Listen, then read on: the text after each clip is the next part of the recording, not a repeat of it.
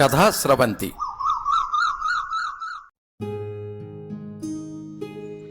కురుక్షేత్రం కథ.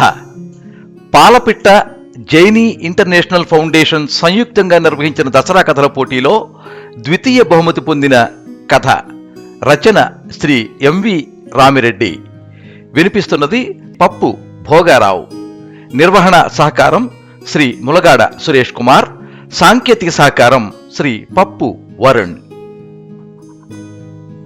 జుట్టంతా ఊడిపోయి కళాహీనంగా ఉన్న క్యాన్సర్ పేషెంట్లా ఉందా చెరువు. పక్కనున్న పార్కు మాత్రం కళకళలాడుతోంది. తనను ఆశ్రయించిన వారి నిస్పృహకు నిప్పు పెట్టగల దయామయిల. ఆ పార్కులో ఓ చెట్టు కింద కూర్చుని ఉన్నారు కృష్ణవేణి, శశిధర్. ఎప్పుడు ప్రయాణం అడిగిందామే. వచ్చే ఆదివారం చెప్పాడతను.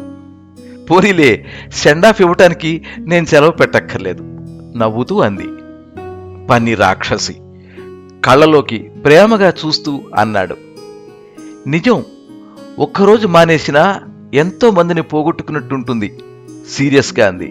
అబ్బా, మరీ అంత అంకితమైపోతే ఎలా? అలా కానప్పుడు ఉద్యోగం మానేస్తాను. మరి పెళ్ళయ్యాక, పిల్లలు పుట్టాక? అలాంటి పెళ్లి నాకొద్దు. మరి నేను? నువ్వు కావాలి. తన పొడవాటి జడను ముందుకు వేసుకుంటూ అంది కృష్ణవేణి. Thank God. ఆమె జడను చేతుల్లోకి తీసుకుని దాన్ని ముద్దు పెట్టుకుంటూ అన్నాడు. మరి నా ఉద్యోగం? బొంగమూతి పెట్టింది. ఎక్కడికి పోదు, ఎప్పటికీ ఉంటుంది. అంతగా అవసరమైతే నేనే ఉద్యోగం మానేసి పిల్లల్ని చూసుకుంటాను భుజం మీద చెయ్యేస్తూ అన్నాడు. నా బుజ్జి కొండ. పెదవులు సున్నాలా చుట్టి అతని కళ్ళల్లోకి ప్రేమగా చూస్తూ అందామే. సీరియస్లీ కృష్ణ, ఇవాల్టి సమాజానికి నీలాంటి సోషల్ వర్కర్ చాలా అవసరం. అందరూ మేడలకే పరిమితం అయిపోతే మురికివాడల్ని పట్టించుకునేదెవరు? తాను పనిచేస్తున్న స్వచ్ఛంద సంస్థకు విరాళాల సేకరణ నిమిత్తం కృష్ణవేణి ఓ సాఫ్ట్వేర్ కంపెనీకి వెళ్ళినప్పుడు మొదటిసారి పరిచయం అయ్యాడు శశిధర్. రోజుకు ఇంతమంది వస్తున్నారు మీలాంటోళ్ళు. అసలు మేమిచ్చే సిఎస్ఆర్ ఫండ్స్ మీరేం చేస్తున్నారో కూడా ఎవరికీ తెలియదు గయ్యమన్నాడు హెచ్ఆర్ హెడ్. సార్, అలా అనకండి. మీరిచ్చిన ఫండ్స్ ఏమయ్యాయో చెక్ చేసుకోవాల్సిన బాధ్యత మీదే. కృష్ణవేణి కోపం వచ్చింది. అంటే మీకు బాధ్యత లేదా? హెచ్ఆర్ హెడ్ మొహం ఎర్రబారింది. అదే సమయంలో ఏదో పని మీద అక్కడికి వచ్చిన శశిధర్ ఆ గొడవను అర్థం చేసుకున్నాడు. శశిధర్ ఆ ఇద్దరి మధ్య సమన్వయం కుదిర్చాడు. ఈ అమ్మాయి నాకు తెలుసు సార్ అని చిన్న అబద్ధమాడి ఆమెను తన సీటు దగ్గరికి తీసుకెళ్లాడు. ఇంతకీ మీ ఎన్జిఓ ఏం చేస్తుంది అడిగాడు. పారిశుద్ధ్య కార్మికులు, బస్తీవాసులు, పేద మహిళల స్వయం ఉపాధి కోసం తాము చేస్తున్న కృషిని వివరించింది కృష్ణవేణి. ఆమె మాట్లాడుతున్నంతసేపు శ్రద్ధగా వింటూనే మాటిమాటికి కృష్ణవేణి ఎడం భుజం మీదకి చూపులు సారిస్తున్నాడు శశిధర్. ఆమె ఇబ్బందిగా కదిలి అటువైపు చూసుకుని తన జడను వెనక్కి వేసుకుంది. అందరూ విస్మరిస్తున్న ర్యాగ్ పిక్కర్స్ వెల్ఫేర్ కోసం మీరు చేస్తున్న పని నాకు బాగా నచ్చింది. నిజంగా మీరు గొప్ప సేవ చేస్తున్నారు ప్రశంసించాడు శశి. నేను కాదు, మా సంస్థ చిత్తశుద్ధితో పనిచేస్తోంది కాబట్టే సంస్థ తరఫున సాయం అర్థించడానికి వచ్చాను. ఆయనేమో అందరూ దొంగలేనన్నట్టు మాట్లాడుతున్నాడు. ఆమె కంఠంలో మళ్లీ కరుకుదనం. సరే, అతన్ని పట్టించుకోకండి. మీ ప్రపోజల్ నాకిచ్చి వెళ్ళండి అన్నాడు. ఆమె ఓ ఫైల్ ఇచ్చి లేచి వెళ్ళబోతుండగా అతను అన్నాడు, మీ జడ చాలా బాగుంది.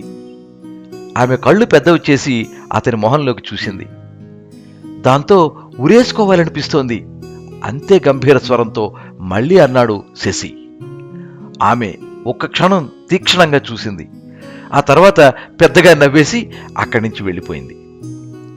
అతను ఆమె జడవంకే చూస్తూ ఉండిపోయాడు. వారం తర్వాత సాఫ్ట్వేర్ కంపెనీ ఆఫీసు నుంచి ఫోన్ వస్తే వెళ్ళింది కృష్ణవేణి. 10 నిమిషాల తర్వాత హెచ్ఆర్ హెడ్ పిలిచాడు. అయిష్టంగానే అతని క్యాబిన్లోకి నడిచింది. శశిధర్ ఏకంగా ఎండీ గారితోనే మాట్లాడాడు. ఎండీ గారు వెంటనే మీ ఫైల్ మీద సంతకం పెట్టారు చెబుతూనే డెస్క్లోంచి 20 లక్షల రూపాయల చెక్కును బయటికి తీసి ఆమెకు అందించాడు హెచ్ఆర్ హెడ్. శశిధర? అతనెవరు? బ్రుకుటి ముడివేసి అడిగిందామే. అదేమిటి, ఆ రోజు నువ్వు బాగా తెలుసని చెప్పాడే? అనుమానంగా చూస్తూ అడిగాడు. సారీ, అతను నాకు మంచి ఫ్రెండ్. అబద్ధం చెప్పి ఆఫీసు నుంచి బయటికి నడిచిందే గాని అడుగు ముందుకు పడటం లేదు. మళ్ళీ వెనక్కొచ్చి రిసెప్షన్ వద్దకెళ్ళి శశిధర్ని కలవాలని చెప్పింది. రిసెప్షనిస్టు ఇంటర్కంలో నిర్ధారించుకుని లోపలికి పంపింది. 2వ అంతస్తుకు వెళ్లి ఓ అటెండర్ సాయంతో శశిధర్ క్యాబిన్లోకి నడిచింది. కంప్యూటర్లో మునిగిపోయి ఉన్నాడతను. సార్ పిలిచిందామె. అతను తలెత్తి చూసి, మీరా, రండి అంటూ కుర్చీ చూపించాడు. Thank you so much. 20 లక్షలు ఇచ్చారు. స్లమ్ ఏరియాలో ఉన్న ఓ ప్రభుత్వ పాఠశాలను దత్తత తీసుకుని ఈ డబ్బుతో దాని రూపురేఖలు మారుస్తాం. మీ కంపెనీ పేరు డిస్ప్లే చేస్తాం. Great idea, please go ahead అభినందించాడు. మీకెలా కృతజ్ఞతలు చెప్పాలో తెలియడం లేదు. అలా మొలకెత్తిన పరిచయం మొగ్గ తొడిగి పూలు పూసే దశకు చేరుకుంది. తరచు కలిసేవాళ్లు. కలిసిన ప్రతిసారి అతను పొడవైన జడ ఉన్న అమ్మాయి అంటే తనకెంత ఇష్టమో వర్ణించేవాడు. ఆమె జడను మురిపంగా చూసేవాడు. కృష్ణ వేణిని ముద్దు పెట్టుకునేవాడు. ఇద్దరి ఇళ్లలోనూ పచ్చజెండాలు ఎగిరేయి. ఇంతలో ఓ ప్రాజెక్టు పని మీద శశి 3 నెలలు ఆస్ట్రేలియా వెళ్లాల్సి వచ్చింది. తిరిగి వచ్చాక పెళ్లి గురించి ఆలోచిద్దామని తీర్మానించుకున్నారు. సెమినార్ మొదలు కాబోతోంది. దాదాపు 300 అమ్మాయిలు హాజరయ్యారు. థ్యాంక్స్ మేడం, నెల నుంచి అడుగుతుంటే మొత్తానికి అవకాశం ఇచ్చారు అన్నాడు ఉదయ్. పర్లేదు, 10 నిమిషాలు దాటనివ్వకు, సూటిగా విషయం చెప్పేయి ఆజ్ఞాపించింది కృష్ణవేణి. ఉదయ్ది కాకినాడ. చిన్న హోటల్ నడుపుతూ ఉంటాడు. చాలాసార్లు ఫోన్ చేసి ఎక్కువ మంది అమ్మాయిలు హాజరయ్యే సమావేశంలో 10 నిమిషాలు మాట్లాడే అవకాశం ఇవ్వమని ఎప్పటినుంచో అడుగుతున్నాడు.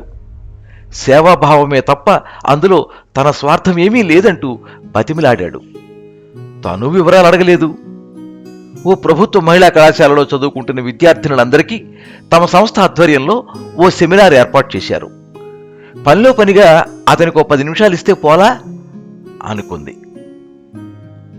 అందరికీ నమస్కారం. ముందుగా ఇంత గొప్ప అవకాశం ఇచ్చినందుకు కృష్ణవేణి గారికి కృతజ్ఞతలు మొదలుపెట్టాడు ఉదయ్. మీలో ఎవరైనా హెయిర్ ఫర్ హోప్ అనే సంస్థ గురించి విన్నారా? ప్రశ్న వేసి అమ్మాయిల వంక చూశాడు. వాళ్ళంతా సమాధానం కోసం అతని వైపే చూశారు. చివరి వరుసలో కూర్చుని ఉన్న కృష్ణవేణిలోని ఆసక్తి చిగురించింది. సరే, నేనే చెప్తాను కొనసాగించాడు ఉదయ్. కృష్ణవేణి ఫోన్ మోగింది. శశిధర్, ఆస్ట్రేలియా నుంచి. ఫోన్తో ఆమె కారిడార్లోకి నడిచి, శశి, సెమినార్లో ఉన్నాను, ఎలా ఉన్నావు అంది. ఫైన్, వచ్చే ఆదివారం వచ్చేస్తున్నాను. నీకోసం ఏం తేవాలో వాట్సాప్ చెయ్యి అన్నాడు. ఏమీ వద్దు, నువ్వు వచ్చేయి, అది చాలు. నేను మళ్ళీ ఫోన్ చేస్తా. ఫోన్ స్విచ్ ఆఫ్ చేసి హాల్లోకి నడిచింది. ఉదయ్ మాట్లాడుతున్నాడు. అలా వాళ్ళు ఒకవైపు క్యాన్సర్ వ్యాధితో కుంగిపోయి మరోవైపు కీమోథెరపీతో జుట్టంతా ఊడిపోవడంతో విపరీతమైన ఆత్మన్యూనతకు లోనై డిప్రెషన్లోకి వెళ్లిపోయే ప్రమాదం ఉంది. ఒక చిన్న చేర్పు లేదా కూర్పుతో వాళ్లలో కొత్త ఉత్సాహం తీసుకురావచ్చు. ఇలా చూడండి అంటూ తెర మీద ఓ మహిళ గుండుతో దిగాలుగా కూర్చుని ఉన్న ఫోటో డిస్ప్లే చేశాడు. ఆమె మొహం కళావిహీనంగా ఉంది. వెంటనే మరో ఫోటో చూపించాడు. అదే మహిళ విగ్గు ధరించి ఉంది. ఆమె చాలా అందంగా కనిపిస్తోంది. ఇద్దరూ ఒకరేనని వెంటనే గుర్తుపట్టలేకపోయిన కృష్ణవేణి ఆశ్చర్యపోయింది. ఇలా వారిలో సరికొత్త జీవనోత్సాహం నింపగల అవకాశం నా చేతుల్లో లేదు, మీ భుజాలపై ఉంది. అది కూడా మీలో పొడవైన వెంట్రుకలున్న వాళ్లకు మాత్రమే ఉంది. ఏం చెయ్యాలి? ఉత్సాహంగా అడిగింది 3వ వరుసలో కూర్చున్న పొడవైన జడగల అమ్మాయి. మీ 2 జడల్లోంచి 14 అంగుళాల పొడవైన జుట్టును డొనేట్ చెయ్యాలి. అది కూడా ఆరోగ్యవంతమైన జుట్టు అయితేనే. నేనే వచ్చి కత్తిరించి తీసుకుంటాను. కొందరైతే ఒక మొక్కుల మొత్తం జుట్టును దానమిస్తామంటారు. గుండు చేయటం ద్వారా వాళ్ళ జుట్టును సేకరిస్తాం. అలా 5-6 నుంచి సేకరించిన జుట్టంతా కలిపితే ఒక విగ్గు తయారవుతుంది. విగ్గుల తయారీ ఎక్కడ జరుగుతుంది, చేసేదెవరు? మరో అమ్మాయి అడిగింది.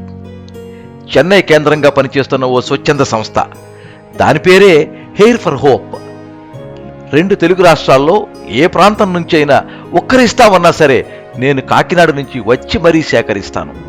జుట్టు డొనేట్ చేసిన వారికి ఆ సంస్థ ఓ సర్టిఫికేట్ ఇస్తుంది. వివరాలు వాళ్ళ వెబ్సైట్లో పెడతారు. సేకరించిన వెంట్రుకల్ని కవర్లలో భద్రపరిచి నెలకు 2 సార్లు చెన్నై వెళ్ళి నేనే స్వయంగా ఆ సంస్థకు అందజేస్తాను. ఇదంతా చేసినందుకు నాకేమీ శాలరీ ఇవ్వరు. పైగా ఖర్చులన్నీ నేనే భరిస్తున్నాను. కేవలం సంతృప్తి కోసం. చప్పట్లు మారుమోగాయి. వినటానికి బాగున్నా అమలు అంత తేలిక కాదు. స్త్రీలకు జుట్టే అందం. ప్రేమగా చూసుకునే కురుల్ని కత్తిరించి ఇవ్వటం కష్టమే. తీరా ఇచ్చాక రూపురేఖల్లో స్పష్టమైన మార్పు కనిపిస్తుంది. అందమంతా అమాంతం అదృశ్యమైపోయినట్లుంటుంది. కానీ ఆ త్యాగం గొప్పది. 2-3 నెలలు ఓపిక పడితే మీ జడలు మీకొచ్చేస్తాయి. చేతులు జోడించి వేడుకుంటున్నాను, మీ జుట్టును దానం ఇవ్వండి. ఇవ్వాలనుకున్న వాళ్ళు కృష్ణవేణి మేడంకు పేర్లు ఇవ్వండి. ఎంతమంది అయినా కావచ్చు.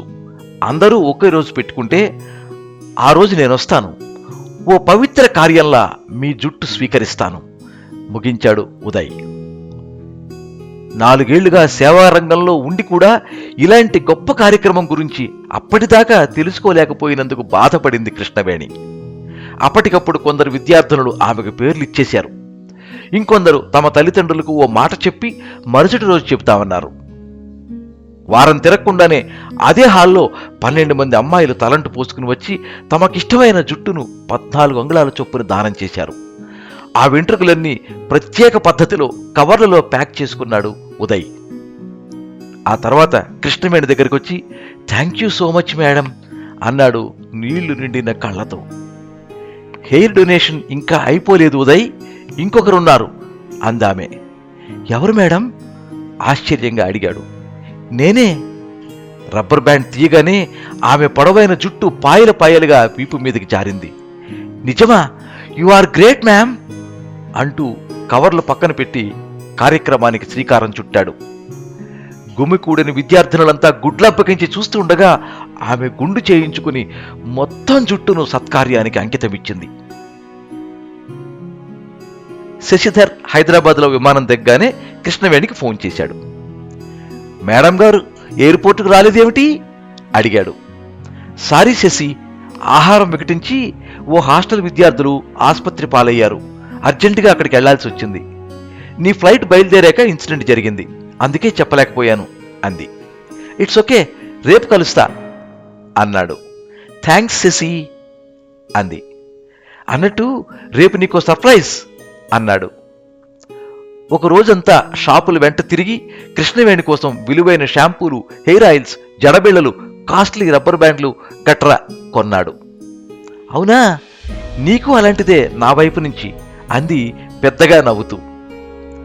మరుసటి రోజే ఇష్టసఖి ఇంటికి బయలుదేరాడు. నిజానికి తన మేనత్తను చూడ్డానికి వెళ్లాలనుకున్నాడు. తను ఆస్ట్రేలియా వెళ్లిన 10 రోజుల్లోపే ఆమెకు క్యాన్సర్ అని తేలింది. సర్జరీ పూర్తయి కీమోథెరపీ తీసుకుని ఇంటి దగ్గర విశ్రాంతి తీసుకుంటోంది. ఆమె పట్ల అతనికి చిన్నప్పటి నుంచి ఆరాధన. మనసంతా దూది పింజలా తేలిపోతుండగా కృష్ణవేణి ఇంటికి చేరుకుని కాలింగ్ బెల్ కొట్టాడు. 2 నిమిషాల తర్వాత కృష్ణవేణి వాళ్ళ అమ్మ తలుపులు తీసింది. హాయ్ ఆంటీ, ఎలా ఉన్నారు నవ్వుతూ అడిగాడు. బాగున్నాను శశి, లోపలికి రా ఆహ్వానించిందామె. శశిధరుడి నేత్రాలు నెచ్చలి కోసం అన్వేషిస్తున్నాయి. 4 నిమిషాల అతని సుదీర్ఘ నిరీక్షణ ఫలించి కృష్ణవేణి తన రూంలోంచి బయటకొచ్చింది. స్కార్ఫ్ కట్టుకుని ఉంది. ఏదో తేడా కొడుతోంది, కానీ ఏమిటో అర్థం కాలేదు. హాయ్ శశి, ప్రయాణం బాగా జరిగిందా? ప్రాజెక్ట్ పని పూర్తయిందా లేక మళ్ళీ వెళ్ళాలా? అతనికి అవేమీ వినపడ్డం లేదు. అనుమానంగా వింతగా చూస్తున్నాడు. ఆమెదేమీ పట్టించుకోకుండా అన్నట్టు సనత్నగర్లోని ప్రభుత్వ పాఠశాలను దత్తత తీసుకున్నాం. పని మొదలైంది. పిల్లలు, ఉపాధ్యాయులు ఫుల్ హ్యాపీ. అఫ్కోర్స్ రోడ్డు మీదే ఓ పెద్ద హోర్డింగ్ పెట్టి మీ కంపెనీ పేరు పెద్ద అక్షరాలతో రాయించానులే గలగలా చెబుతూనే ఉంది. ఇట్స్ ఓకే, అంటూ బ్యాగులోంచి కానుకలు బయటికి తీస్తూ నీకోసం వెతికి వెతికి మరీ తీసుకొచ్చాను అన్నాడు సంతోషంగా. శశి, ఇవి తేవద్దన్నాను కదా. ఇవి నీకోసం కాదులేవాయ్, నీలో నాకు అత్యంత ఇష్టమైన నీ జడ కోసం. ఆమె పెద్దగా నవ్వుతూ మెల్లగా స్కార్ప్ విప్పింది. శశి, నేను పవిత్ర కార్యం చేశాను. నా జుట్టును హెయిర్ ఫర్ హోప్ అనే సంస్థ కోసం. అతనిలో చప్పున రగిలిన నిరాశ దుఃఖంగా మారి దుఃఖం కోపంగా పరిణమించి అది కాస్త కట్టలు తెంచుకుంది. Stop the nonsense things. గివింగ్స్కి ఓ అర్థం ఉండాలి. ఇల్లు ప్రతిధ్వనించేలా అరిచాడు. కృష్ణవేణి పెద్దగా చరించలేదు గాని కాఫీ కప్పులతో వచ్చిన ఆమె తల్లి స్థాణువై నిలబడిపోయింది. శశి, ప్లీజ్, నేను చెప్పేది విను. నా నేనింకేమీ వినదలుచుకోలేదు. నా ఉత్సాహాన్ని నీరుగార్చేశావు. తెచ్చిన బ్యాగ్ను అక్కడే వదిలేసి వెనక్కి తిరిగి చూడకుండా విసవిసా వెళ్ళిపోయాడు.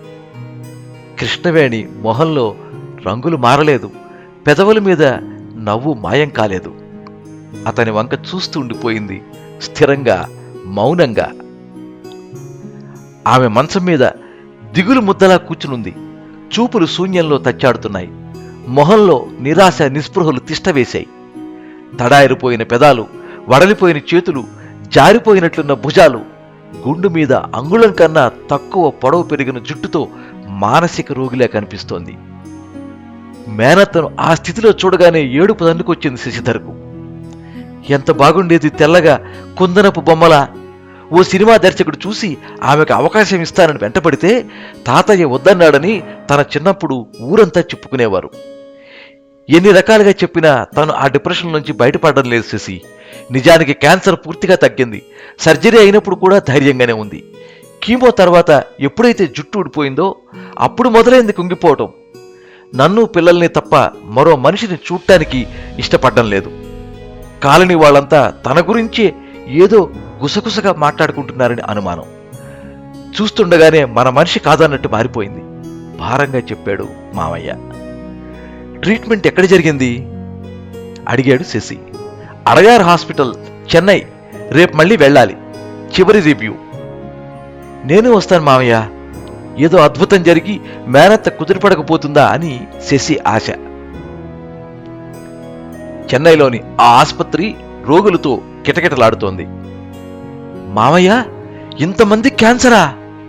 నమ్మలేనట్లుగా అడిగాడు శశి. మొదటిసారి వచ్చినప్పుడు నేను సరిగ్గా ఇలాగే అనుకున్నాను శశి. అపాయింట్మెంట్ తీసుకుని వస్తేనే మనం ఇప్పటికి 2 గంటల నుంచి వెయిట్ చేస్తున్నాం అన్నాడాయన. మరో 20 నిమిషాల తర్వాత డాక్టర్ లోపలికి పిలిచాడు. ఆమెను పరీక్షించి she is fine, nothing to worry అన్నాడు. మామయ్య, అత్తయ్య బయటికి వెళ్లేదాకా ఆగి డాక్టర్తో మీతో 2 నిమిషాలు మాట్లాడాలి సార్ అన్నాడు శశి. చెప్పండి అన్నట్టు తలూపారాయన. ఆమె డిప్రెషన్ గురించి వివరించాడు శశి. డోంట్ వరీ అని ఏదో చెప్పి ఓ లెటర్ రాసిచ్చాడు. ఆ సలహా మేరకు అత్తమామల్ని తీసుకుని అక్కడికి దగ్గరలోని ఓ బిల్డింగ్ వద్దకు చేరుకున్నాడు శశి. హెయిర్ ఫర్ హోప్ అని రాసి ఉన్న బోర్డును చూస్తూ లోపలికి నడిచారు. ముందుగా శశి ఆ సంస్థ బాధ్యురాలు ప్రేమి మాథ్యూని కలిసి తన అత్త గురించి వివరించాడు. అర్థమైంది, ఆమె ఆ డిప్రెషన్ నుంచి బయటికి రావడానికి మా వంతు ప్రయత్నం చేస్తాం. అయితే మీరు రిజిస్ట్రేషన్ చేయించుకోవాలి. ఇప్పటికే 100 మందికి పైగా పేషెంట్లు రిజిస్టర్ అయి ఉన్నారు. వారి తర్వాతనే మీకు అవకాశం వస్తుంది అందామె తెలుగులోనే. ప్లీజ్ మేడం, ఆ ఫార్మాలిటీస్ అన్నిటికీ నాది హామీ. ఫీజులవి ఎంతైనా పర్వాలేదు. సారీ, మేము రూపాయి కూడా తీసుకోం. ఇదంతా సేవాభావంతో చేస్తున్నాం. ఎనివే, మీ బాధను నేను అర్థం చేసుకోగలను. ఓసారి పేషెంట్ని పిలవండి అందామె. శశి గబగబా బయటికెళ్ళి ఇద్దరిని లోపలికి తీసుకొచ్చాడు. మేనత్తను ఆమె ముందు కూర్చోబెట్టాడు. వాళ్ళిద్దరూ వెనక కుర్చీల్లో కూర్చున్నారు. అమ్మా, నేను మీ చెల్లెల్ని అనుకోండి. మనసులో ఏదీ దాచుకోవద్దు. పంచుకోండి. పంచుకునే కొద్దీ మీరు తేలికవుతారు. మీ ఉత్సాహం మీకు తిరిగి వస్తుంది. మీ రూపం మీకు తిరిగి వస్తుంది అందామె. ఆమె సానుకూలంగా మెదిలింది. శశి ఊపిరి పీల్చుకున్నాడు. మాథ్యూ కొన్ని ప్రశ్నలు వేసింది. ఆమె చక్కగా సమాధానం ఇచ్చింది. మాథ్యూ హఠాత్తుగా ఓ అద్దం తన చేతుల్లోకి తీసుకుని ఆమె మొహం ముందు పెట్టింది. అద్దంలో తన మొహాన్ని చూసుకుని వెర్రి కేక పెట్టిందామె. 2 చేతులతో మొహం కప్పేసుకుంది. గబాలన అద్దం పక్కకు పెట్టి కూల్ కూల్ డౌన్ సిస్టర్ అంటూ ఆమెను ఓదార్చింది మాథ్యూ. ఆ తర్వాత మాథ్యూ లేచి వచ్చి ఆమె తల చుట్టూ ఏవో కొలతలు తీసుకుంది. ఆమె ముఖాన్ని, తన పక్కనున్న ఆల్బంలోని బొమ్మల్ని మార్చి మార్చి చూసింది. నాకు 5 మినిట్స్ టైం ఇవ్వండి, మీరన్నీ మర్చిపోయి వెయిటింగ్ హాల్లో రిలాక్స్ అవ్వండి అంది మాథ్యూ వినయంగా. ముగ్గురు వెయిటింగ్ హాల్లో కూర్చున్నారు. మెల్లగా ఆమె మామూలు మనిషి అయ్యింది. 5 నిమిషాల తర్వాత పిలుపొచ్చింది. మాథ్యూ ఆమెను ప్రత్యేకమైన కుర్చీలో కూర్చోబెట్టింది. తన టేబుల్ మీద సిద్ధంగా ఉంచిన ప్యాక్ విప్పి అందులోంచి తీసిన విగ్గును ఆమె తలపైన అమర్చింది మాథ్యూ. ఆమె చుట్టూ తిరుగుతూ తల చుట్టూ గమనిస్తూ వివిధ రకాలుగా సర్దుబాటు చేసింది. చివరికి సంతృప్తిగా చూసింది. ఆమె భర్త శశి నమ్మలేనట్లుగా ఆశ్చర్యంగా చూస్తూ ఉండిపోయారు. మాథ్యూ మరోసారి అద్దం తెచ్చి ఆమె ముందు ఉంచింది. ఆమెకు ధైర్యం చాలలేదు. కళ్ళు గట్టిగా మూసుకుంది. ప్లీజ్ సిస్టర్, ఒక్కసారి చూసుకోండి, నన్ను నమ్మండి బతిమాలింది మాథ్యూ. ఆమె మెల్లగా కళ్ళు విప్పింది. ఆశ్చర్యంగా నొసలు చిట్లించింది. కళ్ళు నులుపుకుని మళ్లీ చూసుకుంది. ఆ కళ్ళలో పున్నమి వెన్నెల, మొహంలో సూర్యకాంతి. సర్దుకుని కూర్చుని మాథ్యూ చేతుల్లోని అద్దం తన చేతుల్లోకి తీసుకుని మళ్లీ చూసుకుంది. తనకే సొంతమైన ఒకప్పటి ముఖవర్చస్సు, ఒకప్పటి అందమైన రూపం, ఒకప్పటి పెదవుల పొందిక. ఆమె భర్త సంతోషంతో ఏడ్చేశాడు. శశి కళ్ళు తడితేరాయి. గుడ్, నిజానికి మీరు రిజిస్ట్రేషన్ చేయించుకున్నాక కొలతల ప్రకారం విగ్గు తయారు చేయిస్తాం. అదో ప్రహసనం. విగ్గు కోసం వాడే జుట్టుకు రకరకాల ఆరోగ్య పరీక్షలు చేస్తాం. ఎన్నో జాగ్రత్తలు తీసుకుంటాం. 5-6 లైవ్ డోనర్లు దొరికితేనే గాని ఒక విగ్గు తయారు కాదు. మీ అదృష్టవశాత్తు ఆమెకు అన్ని విధాలా సరిపోయే విగ్గు సిద్ధంగా ఉంది. మీరు తీసుకెళ్ళిపోవచ్చు. మా అసిస్టెంట్ని కలవండి, కొన్ని జాగ్రత్తలు చెబుతాడు వివరించింది మాథ్యూ. ముగ్గురు చేతులెత్తి నమస్కరించి తేలికపడ్డ మనసులతో బయటికి నడిచారు. కారు హైదరాబాద్ హైవే మీద వేగం అందుకుంది. భార్యాభర్తలు వెనక సీట్లోనూ, శశి డ్రైవర్ పక్కన కూర్చున్నారు. ఘనీభవించిన కబుర్లు కొన్ని కలబోసుకున్నాక ఆమె చాలా కాలం తర్వాత తృప్తిగా నిద్రలోకి జారుకుంది. ఆమె భర్త కూడా వెనక్కి వాలాడు. విగ్గు గురించి మాథ్యూ చెప్పడం మొదలుపెట్టిన దగ్గర నుంచి శశిధరకు కృష్ణవేణి గుర్తుకొస్తోంది. శశి, ప్లీజ్, నేను చెప్పేది విను. ఆనాటి ఆమె వినతి అతని మనసులో మంటలు రేపుతోంది. తప్పు చేసిన భావం అతన్ని స్థిరంగా కూర్చోనివ్వడం లేదు. ఒక నిర్ణయానికి వచ్చి ఫోన్ తీసి కృష్ణవేణికి కాల్ చేశాడు. చెప్పండి, అత్యంత మామూలుగా పలకరించింది కృష్ణవేణి. సారీ కృష్ణ, నాకిష్టమైన జడను నువ్వెవరికో దానం ఇచ్చావని వివేకం కోల్పోయి ఏదేదో మాట్లాడేశాను. మా అత్తయ్యకే అవసరమై ఈరోజు అదే సంస్థను ఆశ్రయించాల్సి వచ్చింది. నిజంగా వాళ్ళు చేస్తున్న సేవ అపూర్వం. హెయిర్ డొనేట్ చేసేవాళ్ళు అంతకన్నా. ఒక్క నిమిషం శశి, శరీరానికి జుట్టు బొట్టు ఉండాలని నువ్వనుకుంటున్నావు.